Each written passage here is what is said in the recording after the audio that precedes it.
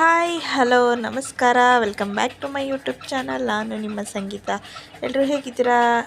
I hope ಎಲ್ಲರೂ ಸೂಪರಾಗಿರ್ತೀರಾ ಅಂತ ಭಾವಿಸ್ತಾ ಇದ್ದೀನಿ.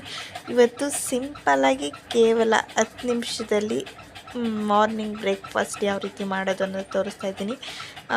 ಇವತ್ತು ರವೆ ಇಡ್ಲಿ ಮತ್ತು ಟೊಮೆಟೊ ಚಟ್ನಿ ಮಾಡಿದೆ. ಸೊ ಅದರದ ಕಂಪ್ಲೀಟ್ ರೆಸಿಪಿನ ಇವತ್ತು ನಾನು ನಿಮ್ಮ ಜೊತೆ ಶೇರ್ ಮಾಡ್ಕೋತಾ ಇದ್ದೀನಿ. ಸೊ ವಿಡಿಯೋನ ಎಲ್ಲೂ ಕೂಡ ಸ್ಕಿಪ್ ಮಾಡಿದೆ ಕೊನೆವರೆಗೂ ನೋಡಿ. ಹಾಗೆ ಇನ್ನೂ ನನ್ನ ಚಾನಲ್ ಸಬ್ಸ್ಕ್ರೈಬ್ ಮಾಡದೆ ನೋಡ್ತಿದ್ರೆ ಪ್ಲೀಸ್ ಸಬ್ಸ್ಕ್ರೈಬ್ ಮಾಡಿಕೊಂಡು ನನಗೆ ಸಪೋರ್ಟ್ ಮಾಡಿ. ಈಗ ಮೊದಲಿಗೆ ಒಂದು ಪ್ಯಾನ್ ತೊಗೊಂಡಿದ್ದೀನಿ. ಅದಕ್ಕೆ ಒಂದು 2-3 ಟೇಬಲ್ ಸ್ಪೂನಷ್ಟು ಆಯಿಲ್ನ ಹಾಕೋತಾ ಇದ್ದೀನಿ.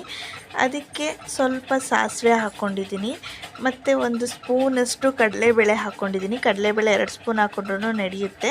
ಉದ್ದಿನಬೇಳೆ ಇತ್ತು ಅಂದರೆ ಉದ್ದಿನಬೇಳೆ ಕೂಡ ಹಾಕೋಬೋದು. ಸೊ ಉದ್ದಿನಬೇಳೆ ಮನೆಯಲ್ಲಿ ಬೆಳೆದಿರ್ತಾರಲ್ಲ ಆ ಕಾಳಿತ್ತು, ಕಪ್ ಅನಿಸುತ್ತೆ ಅಂದ್ಬಿಟ್ಟು ಹಾಕಲಿಲ್ಲ ನಾನು. ಮತ್ತು ಕರಿಬೇವಿನ ಸೊಪ್ಪು, ಹಾಗೆ ಒಂದು ಸ್ವಲ್ಪ ಹಸಿಮೆಣ್ಸಿನ್ಕಾಯಿನ ಸಣ್ಣದಾಗಿ ಹಚ್ಚಿಟ್ಟಿದ್ದೀನಿ. ಸೊ ಅದು ಕಾಣಿಸ್ತಾ ಇಲ್ಲ ಅಷ್ಟೇ.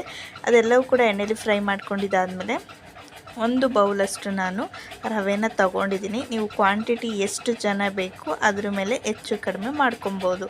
ಸೊ ನಾನು 1 ಬೌಲ್ ಪೂರ್ತಿಯಾಗಿ ತೊಗೊಂಡಿದ್ದೀನಿ. ಸೊ ಸಾಕಾಗುತ್ತೆ ನಮಗೆ 1 ಬೌಲು ಅಂತಂದರೆ.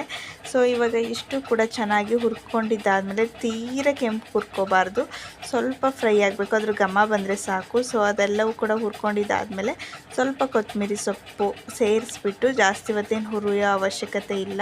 ಸೊ ಇವಾಗ ಸ್ಟವ್ನ ಆಫ್ ಮಾಡಿ ಬಿಡ್ತಾಯಿದ್ದೀನಿ. ಇದು ಕಂಪ್ಲೀಟಾಗಿ ತಣ್ಣಗಾಗಬೇಕು. ಸೊ ಕಂಪ್ಲೀಟಾಗಿ ತಣ್ಣಗಾದ್ಮೇಲೆ ಒಂದು ಬೌಲಿಗೆ ಸರ್ವ್ ಮಾಡಿಕೊಂಡು ನಾನು ಅದಕ್ಕೆ ಸ್ವಲ್ಪ ಸಬ್ಸಿಗೆ ಸೊಪ್ಪನ್ನು ಆ್ಯಡ್ ಮಾಡ್ತಾಯಿದ್ದೀನಿ. ತುಂಬ ಚೆನ್ನಾಗಿ ಫ್ಲೇವರ್ ಬರುತ್ತೆ.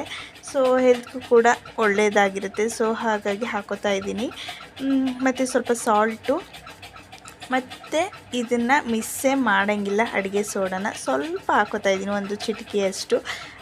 ಏನಾದ್ರು ಕ್ಯಾರೆಟ್ ಇತ್ತು ಅಂದರೆ ಕ್ಯಾರೆಟ್ ಕೂಡ ತುರಿದು ಸೇರಿಸ್ಕೋಬೋದು. ಕ್ಯಾರೆಟ್ ಕೂಡ ಖಾಲಿ ಆಗಿಬಿಟ್ಟಿತ್ತು, ಹಾಗಾಗಿ ಹಾಕಿಲ್ಲ ನಾನು. ಮೊಸರನ್ನ ಇದೇನು ಬೌಲ್ ತೋರಿಸ್ತಿದ್ದೀನಿ ಅದು ಬೌಲ್ ಪೂರ್ತಿ ಹಾಕ್ಕೊಂಡಿದ್ದೀನಿ. ಸೊ ಸ್ವಲ್ಪ ಹಾಕಿ ಮಿಕ್ಸ್ ಮಾಡಿ ಹಾಕೋತಾ ಇದ್ದೀನಿ. ನನಗೆ ಕಂಪ್ಲೀಟಾಗಿ 1 ಬೌಲ್ ಪೂರ್ತಿ ಮೊಸರನ್ನ ನಾನು ಆ್ಯಡ್ ಮಾಡ್ಕೊಂಡಿದ್ದೀನಿ.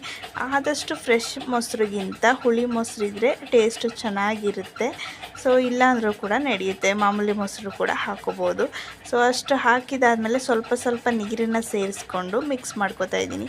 ತೀರ ತೆಳು ಮಾಡ್ಕೋಬಾರ್ದು. ತೀರ ತೆಳುವಾದರೆ ಮೊಸರೇ ಸಪ್ರೇಟು, ರವೆನೇ ಸಪ್ರೇಟ್, ಈ ಥರ ಆಗಿಬಿಡುತ್ತೆ. ಸೊ ಒಂದು ಹದದಲ್ಲಿ ಕಲಿಸ್ಬಿಟ್ಟು ಅದನ್ನು ಒಂದು 10 ನಿಮಿಷ ನೆನೆಯಲಿಕ್ಕೆ ಬಿಡ್ತೀನಿ. ಅಷ್ಟರೊಳಗಡೆ ಟೊಮೆಟೊ ಕೂಡ ಚಟ್ನಿನ ಮಾಡ್ಕೊಬಿಡೋಣ ಅಂದ್ಬಿಟ್ಟು ಮತ್ತು 1 ಈರುಳ್ಳಿ 1 ಟೊಮೆಟೊ ತೊಗೊಂಡಿದ್ದೀನಿ. ಸೊ ನಮಗೆ ಇಷ್ಟು ಸಾಕಾಗುತ್ತೆ, ಇಬ್ಬರೇ ಅಲ್ವಾ, ಹಾಗಾಗಿ ಕ್ವಾಂಟಿಟಿ ಇಷ್ಟು ಸಾಕಾಗುತ್ತೆ. ಸಿಂಪಲಾಗಿ ಮಾಡ್ಕೊಬೋದು ನಾವು. ನಾನು ಯಾವಾಗಲೂ ಕೂಡ ಕಾಯಿ ಚಟ್ನಿ ಮಾಡ್ತಿದ್ದೆ, ಒಂದೊಂದು ಸಲ ಮಾತ್ರ ಟೊಮೆಟೊ ಚಟ್ನಿ ಯೂಸ್ ಮಾಡ್ತಾಯಿದ್ದೆ. ಸೊ ಕಾಯಿ ಚಟ್ನಿ ಮಾಡೋಕ್ಕಿಂತ ಟೊಮೆಟೊ ಚಟ್ನಿ ಬೇಗ ಆಗುತ್ತೆ ಅಲ್ವಾ ಅಂದ್ಬಿಟ್ಟು ಮಾಡ್ತಾಯಿದ್ದೀನಿ. ಸೊ ಒಂದು ಅರ್ಧ ಸ್ಪೂನಷ್ಟು ಧನಿಯಾ ಪೌಡರು, ಹಾಗೆ ಅರ್ಧ ಸ್ಪೂನಷ್ಟು ಚಿಲ್ಲಿ ಪೌಡರು, ಇಷ್ಟನ್ನು ಹಾಕಿ ನೀರನ್ನ ಯಾವುದೇ ಕಾರಣಕ್ಕೂ ಸೇರಿಸೋ ಅವಶ್ಯಕತೆ ಇಲ್ಲ.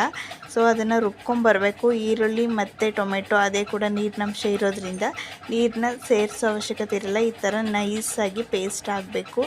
ಈಗ ಮೊದಲಿಗೆ ಪ್ಯಾನ್ಗೆ, ಅದೇ ಪ್ಯಾನ್ ಇಟ್ಕೊಂಡಿದ್ದೀನಿ ನಾನು, ರವೆ ಹುರ್ಕೊಂಡಿದ್ನಲ್ಲ ಆ ಪ್ಯಾನಲ್ಲೇ ಸ್ವಲ್ಪ ಸಾಸಿವೆ ಹಾಕಿಬಿಟ್ಟು, ಹಾಗೆ ಕರಿಬೇವಿನ ಸೊಪ್ಪು, ಹಾಗೆ ಒಂದು ಅರ್ಧ ಮೆಣಸಿನ್ಕಾಯಿ ಹಾಕ್ಕೊಂಡಿದ್ದೀನಿ. ಸೊ ಚಿಲ್ಲಿ ಪೌಡ್ರ್ ಸೇರಿಸಿರೋದ್ರಿಂದ ಒಂದು ಅರ್ಧ ಮೆಣಸಿನ್ಕಾಯಿನ ಹಾಕ್ಕೊಂಡಿದ್ದೀನಿ, ಹಾಗೆ ಕರಿಬೇವಿನ ಸೊಪ್ಪು, ಇಷ್ಟನ್ನು ಹಾಕಿ ನಾವೇನು ರುಬ್ಬಿಟ್ಕೊಂಡಿರ್ತೀವಲ್ವ ಟೊಮೆಟೊ ಮತ್ತು ಈರುಳ್ಳಿನ ಅದನ್ನು ಸೇರಿಸ್ಕೊತಾ ಇದ್ದೀನಿ. ಎಣ್ಣೆಗೆ ಹಾಕಿ ನೀಟಾಗಿ ಅದು ಹಸಿ ವಾಸನೆ ಹೋಗೋಷ್ಟು ಬಾಡಿಸ್ಕೊಬೇಕು. ಚೆನ್ನಾಗಿ ಅದ್ರ ಹಸಿ ವಾಸನೆ ಹೋದರೆ ತುಂಬ ಚೆನ್ನಾಗಿ ಟೇಸ್ಟು, ಚಟ್ನಿದು ಟೇಸ್ಟ್ ಚೆನ್ನಾಗಿ ಬರುತ್ತೆ. ಅದೆಲ್ಲವೂ ಕೂಡ ಹಸಿ ವಾಸನೆ ಹೋಗಾದಮೇಲೆ ಸ್ವಲ್ಪ ಸಾಲ್ಟನ್ನು ಸೇರಿಸ್ಕೊತಾ ಇದ್ದೀನಿ. ಇದೇನು ಜಾಸ್ತಿ ಹೊತ್ತು ಕುದಿಸೋ ಅವಶ್ಯಕತೆ ಇಲ್ಲ. ನನಗೆ ತುಪ್ಪ ಹಾಕಿದ್ರಂತೂ ತುಂಬ ಇಷ್ಟ ಆಗುತ್ತೆ. ಸೊ ಹಾಗಾಗಿ 1 ಸ್ಪೂನಷ್ಟು ತುಪ್ಪನ ಸೇರಿಸ್ಕೊತಾ ಇದ್ದೀನಿ. ಸೊ ಈ ಥರ ಮಾಡಿ ನೋಡಿ, ತುಂಬಾ ಚೆನ್ನಾಗಿರುತ್ತೆ. ನೋಡಿ ಈಗ ಫೈನಲಿಯಾಗಿ ಟೊಮೆಟೊ ಚಟ್ನಿ ಕೂಡ ಮಾಡ್ಕೊಂಡಿದ್ದಾಯಿತು, ರೆಡಿಯಾಗಿದೆ. ಇದು ದೋಸೆಗೆ, ಚಪಾತಿಗೆ, ಇಡ್ಲಿಗೆ ಯಾವುದಕ್ಕೆ ಬೇಕಾದರೂ ಕಾಂಬಿನೇಷನ್ ಆಗಿ ಮಾಡ್ಕೋಬೋದು. ಬಟ್ ರವೆ ಇಡ್ಲಿಗಂತೂ ಸೂಪರ್ ಕಾಂಬಿನೇಷನ್ ಅಂತಲೇ ಹೇಳ್ಬೋದು. ಸೊ ಒಂದು ಇಡ್ಲಿ ಪಾತ್ರೆಗೆ ನಾನು ನೀರನ್ನ ಬಿಸಿ ಆಗ್ಲಿಕ್ಕೆ ಇಟ್ಕೊಂಡಿದ್ದೀನಿ. ನೋಡಿ ಬ್ಯಾಟರ್ ಯಾವ ಥರ ರೆಡಿಯಾಗಿದೆ ಅಂದ್ಬಿಟ್ಟು ನೀರೆಲ್ಲ ಹೀರ್ಕೊಂಡು ರವೆ ದಪ್ಪಗಾಗಿ ಸ್ವಲ್ಪ ಗಟ್ಟಿಯಾಗಿದೆ. ಇದನ್ನು ನಾನು ಒಂದು ಅಳತೆಯಲ್ಲಿ ನೀರನ್ನು ಹಾಕಿ ಸ್ವಲ್ಪನೇ ನೀರು ಹಾಕ್ಕೊಂಡು ಮಿಕ್ಸ್ ಮಾಡ್ಕೊತಾ ಇದ್ದೀನಿ. ಸೊ ಇಡ್ಲಿ ಹಿಟ್ಟಿಗಿಂತ ನಾರ್ಮಲ್ ಇಡ್ಲಿ ಹಿಟ್ಟು ಏನಿರುತ್ತೆ ಅದಕ್ಕಿಂತ ಸ್ವಲ್ಪ ಗಟ್ಟಿ ಇದ್ದರೆ ಸಾಕು. ಸೊ ಇವಾಗ ಕಂಪ್ಲೀಟಾಗಿ ಆಗಿದೆ.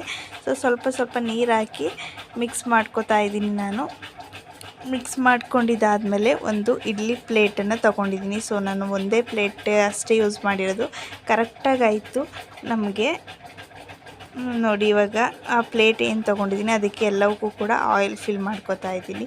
ಆಯಿಲ್ ಜಾಸ್ತಿ ಹಾಕಿದ್ರೆ ಇಡ್ಲಿ ಚೆನ್ನಾಗಿ ಬಿಡುತ್ತೆ ಇಡ್ಲಿ ಎತ್ಕೊಳ್ಳುವಾಗ, ಇಲ್ಲಾಂದರೆ ಕಟ್ ಆಗಿಬಿಡುತ್ತೆ. ಸೊ ಹಾಗಾಗಿ ಇಡ್ಲಿನ ಪ್ಲೇಟ್ಗೆ ಚೆನ್ನಾಗಿ ಆಯಿಲ್ ಫಿಲ್ ಮಾಡ್ಕೋಬೇಕು.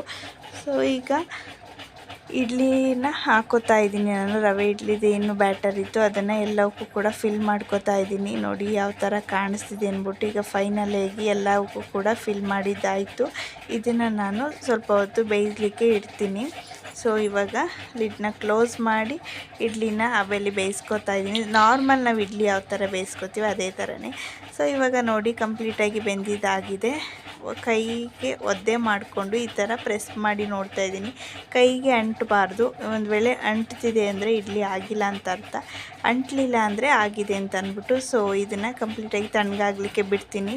ತುಂಬ ಬಿಸಿ ಇರುವಾಗಲೇ ಎತ್ತಿದ್ರೆ ಕಟ್ಟಾಗೋ ಚಾನ್ಸಸ್ ಇರುತ್ತೆ. ಹಾಗಾಗಿ ನೋಡಿ ಎಷ್ಟು ಸ್ಪಾಂಜಿಯಾಗಿ ಬಂದಿದೆ, ಯಾವ ಥರ ಕಾಣಿಸ್ತಿದೆ ಇಡ್ಲಿ ಅಂತ ಅಂದ್ಬಿಟ್ಟು. ಸೊ ಹಾಗಾಗಿ ತುಂಬ ಬಿಸಿ ಇರುವಾಗ ಯಾವುದೇ ಕಾರಣಕ್ಕೂ ಇಡ್ಲಿನ ತೆಗಿಬೇಡಿ. ಎಷ್ಟು ನೀಟಾಗಿ ಬರ್ತಾ ಇದೆ ನೋಡಿ. ಸ್ವಲ್ಪನೂ ಕೂಡ ಪ್ಲೇಟ್ಗೆ ಅಂಟ್ತಾ ಇಲ್ಲ ಮತ್ತು ಕಟ್ಟು ಕೂಡ ಆಗ್ತಾ ಇಲ್ಲ. ತಣ್ಣಗಾಗಿದೆ ಮತ್ತು ಆಯಿಲ್ ಕೂಡ ಚೆನ್ನಾಗಿ ಹಾಕಿರೋದ್ರಿಂದ ಚೆನ್ನಾಗಿ ಇಡ್ಲಿ ಬಿಡ್ತಾ ಇದೆ. ಇವಾಗ ಕಂಪ್ಲೀಟಾಗಿ ಎಲ್ಲನೂ ಕೂಡ ಒಂದು ಪ್ಲೇಟ್ಗೆ ಸರ್ವ್ ಮಾಡಿಕೊಂಡೆ ನಾನು. ಸೊ ನಿಮಗೆ ಕ್ವಾಂಟಿಟಿ ಎಷ್ಟು ಬೇಕೋ ಅದ್ರ ಮೇಲೆ ಹೆಚ್ಚು ಕಡಿಮೆ ಮಾಡ್ಕೋಬೋದು. ಸೊ ನನಗೆ ಇಷ್ಟು ಇಡ್ಲಿಗಳಾಗಿದೆ. ಒಂದು ಪ್ಲೇಟ್ಗೆ ನಾನು ಇವಾಗ ಸರ್ವ್ ಮಾಡ್ತಾಯಿದ್ದೀನಿ. ಪ್ಲೇಟ್ಗೆ ಸರ್ವ್ ಮಾಡ್ತಾಯಿದ್ದೀನಿ. ಸೊ ಫೈನಲಿಯಾಗಿ ಇಡ್ಲಿ ಹಾಗೆ ಟೊಮೆಟೊ ಚಟ್ನಿ ಫೈನಲಿಯಾಗಿ ರೆಡಿಯಾಗಿದೆ. ನಿಮ್ಮೆಲ್ಲರಿಗೂ ಕೂಡ ಈ ರೆಸಿಪಿ ಇಷ್ಟ ಆಗಿದೆ ಅಂತ ಭಾವಿಸ್ತಾ ಇದ್ದೀನಿ. ಸೊ ಇವತ್ತಿನ ಲಾಗ್ ಕೂಡ ಇಲ್ಲಿಗೆ ಎಂಡ್ ಮಾಡ್ತಾಯಿದ್ದೀನಿ. ನಾನು ನಿಮಗೆ ಮತ್ತೆ ಹೊಸ ಲಾಗ್ನೊಂದಿಗೆ ಸಿಗ್ತೀನಿ. ಅಲ್ಲಿವರೆಗೂ ಎಲ್ರಿಗೂ take care and bye bye, see you. Please ನನ್ನ ಚಾನಲ್ನ ಸಬ್ಸ್ಕ್ರೈಬ್ ಮಾಡ್ಕೊಂಡು ನೋಡಿ. ಇನ್ನೂ ಹೊಸ ರೆಸಿಪಿಗೋಸ್ಕರ ಲೈಕ್ ಮತ್ತು ಶೇರ್ ಮಾಡೋದನ್ನು ಮರಿಬೇಡಿ. Thanks for watching.